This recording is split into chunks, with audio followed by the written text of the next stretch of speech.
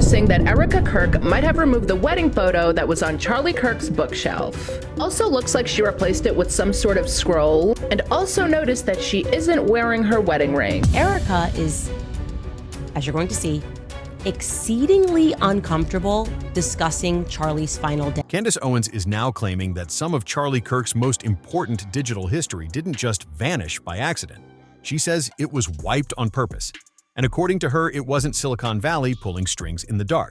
She's pointing the finger straight at the person who now runs his empire, his widow, Erika Kirk. If that claim holds any weight, it flips the entire story on its head.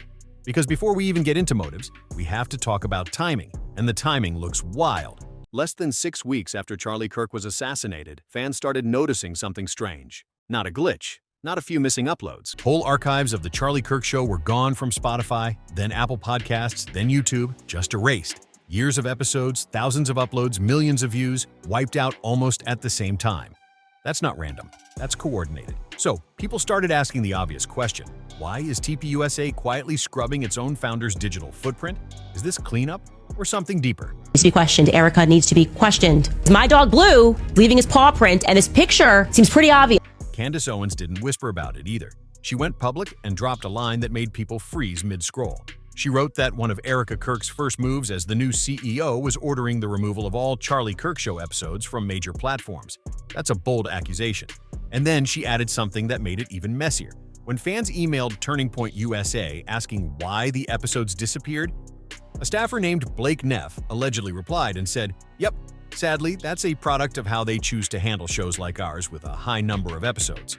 That explanation didn't calm anyone down. It basically suggested Spotify, Apple, and YouTube all randomly decided Charlie just had too much content. And people are not buying that story at all. Which sounds real convenient, right? Because here's the thing, platforms don't just mass delete full archives like that. Without a contract shift, ownership change, or direct orders from someone at the top. And they definitely don't all wake up on the same day and decide to wipe thousands of episodes at once. That's not how these companies move. So now the real question hits different. Who benefits from controlling Charlie's voice after his death? One fan pointed something out that got people talking. They said, "For the most part, this is completely true. Did they leave up the Israel strikes Iran vid to send some sort of message?" And another person fired back saying it was just another lie from Turning Point. And he loved having Sunday as his planning day. I'm actually sitting in his office. This is his home office, and I have not been in here for a very long time, and I've just been, that's part of the reason why I keep looking down. It's not because I'm not wanting to look at you, it's because like there are so many treasures. Because days after Charlie's death, Andrew Vett promised to make all of Charlie's old episodes and clips available forever. Forever. So now people are adding that to the growing list of Turning Point USA promises that didn't stick. And that's where Erika Kirk steps into this in a much more complicated way. Because to critics, it doesn't look random. It looks intentional. Almost like Charlie is slowly being erased piece by piece. Even small details raised eyebrows. The framed photo that used to sit behind him in his office? Gone. Just gone. And now, new signs are popping up suggesting their marriage may have been under pressure before everything happened.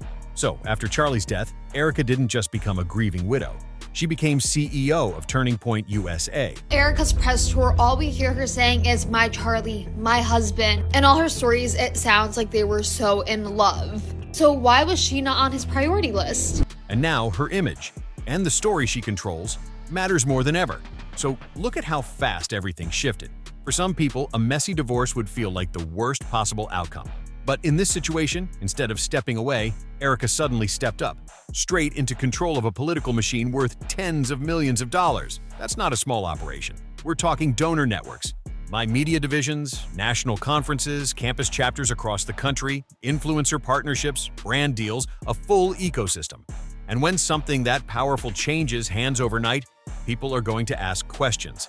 Because she didn't just inherit memories and sympathy. She inherited authority. She inherited strategy. She inherited the microphone. One online commenter didn't hold back. They said Erika isn't the typical model/actress who looks for money and fame, and then quietly settles into the background once she marries well. In their words, she's the type who wants the front seat, not the passenger seat. Not wired for a supporting role, a decision-maker type, someone who gravitates toward influence and visibility. There's just so many things of the story that just doesn't make sense. My theory is that they were having marriage issues, they were gonna get divorced, Charlie is Erika's second husband. She probably doesn't want 2 divorces because from what it seems like, she likes titles. They described her as moving easily between television appearances, nonprofit circles, branding opportunities, and ideological spaces that maximize exposure and control. That perspective may be harsh, but it's the narrative some critics are pushing hard. The same user claimed Charlie was her gateway into a bigger arena, the face, the platform, the brand builder. But according to that theory, tension started building when Charlie allegedly began making decisions based more on conscience than on rapid expansion. They say he turned down money, refused certain strategic alliances. He avoided playing what critics call dirty politics. And if someone stepped into that world with a long-term vision for scaling power and influence, that kind of slowdown could feel like everything was shifting direction. Kirk's lived like 10 million lives, so it's hard to just trust whatever she's saying. But something that's really interesting is this. In the background, you can see Charlie Kirk's wedding photo with Erika in the top left. Then it was replaced with the Talmud. Sorry if I'm pronouncing that wrong. Erika Kirk said she wasn't in her room this entire time, but yet it was replaced. Now, none of this has been confirmed as fact, but the speculation is growing louder. People are connecting dots between leadership changes, content decisions, public messaging shifts, and even personal dynamics. When a brand that big transitions overnight, it's not just about grief. It's about governance, it's about control, and it's about who gets to define the legacy going forward. And right now, the spotlight isn't just on the organization, it's squarely on Erika. Because when you inherit the throne, every move you make gets examined under a microscope. And now, here's where it gets even more intense. According to Candace and others watching this closely, Charlie had started refusing certain money and opportunities that could have pushed him into even bigger global influence. That's a bold claim. But if that's true, it changes the energy completely. Kirk was Charlie Kirk's handler, probably installed by Israel. I'm not sure, but probably it makes sense. All these Egyptian jets were following her around. I think it was 71 locations that these Egyptian jets were in the same places as Erika Kirk over the last 5 years. Because at the same time, critics are saying some of Charlie's older episodes don't align with the direction Turning Point appears to be moving in today. And that leads to an uncomfortable question. Was Charlie's unfiltered voice becoming a liability to the newer version of the brand?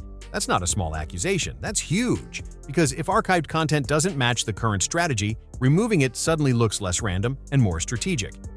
And what's making people raise their eyebrows even higher is this.